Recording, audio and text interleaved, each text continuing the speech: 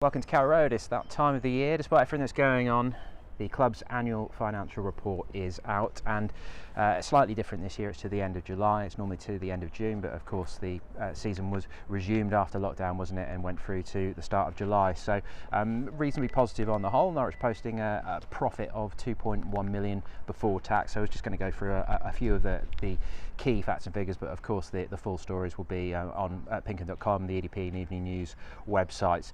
But the overriding sort of message from the club is that they are comfortable with where the club is despite everything that's going on.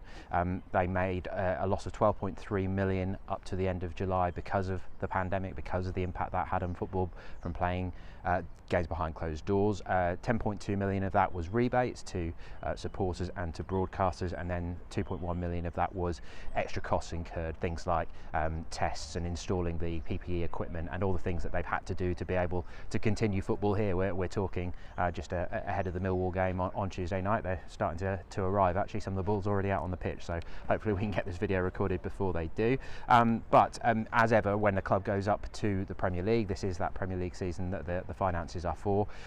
The turnover goes up massively. That's to 119.3 million for 2019-20. It would have been higher if it wasn't for the COVID rebates.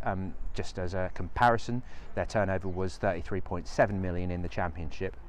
And the big part of that, of course, is broadcast money. That is up 80.9 million when they're in the Premier League. So that is a huge difference, and that, of course, is why parachute payments are needed for clubs once they drop down to the Championship. Now, Norwich will only get 2 years of parachute payments because, as a team who have been promoted but been relegated in their first season, they don't get the full 3 years. That's just that's the way it is. So yes, they reaffirm that they obviously want to be established in the Premier League. That is the club's ambition, highlighting that they gave the most minutes to players of the age of 21 or under last season as well, so they're very proud of that. There have been some tax deferrals, and they did use the job retention scheme, of course, for when staff were put on furlough during lockdown and things.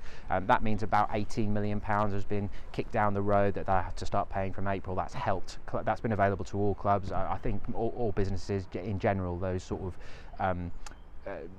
that leeway has been provided to help clubs, so that's helped Norwich to keep going. Wages is an interesting one as well. You may remember that when they were promoted, that the percentage of wages to turnover was very high. It was 162%, which was 54.4 million over that turnover of 33.7 million, but that was with the promotion bonuses factored in. So wages now are 75% of turnover, because the turnover, of course, has gone up so much in the Premier League. So I'll try not to get too deep into the numbers, because I'm not sure that translates especially well as a video, but I'm just trying to sort of cover the key things.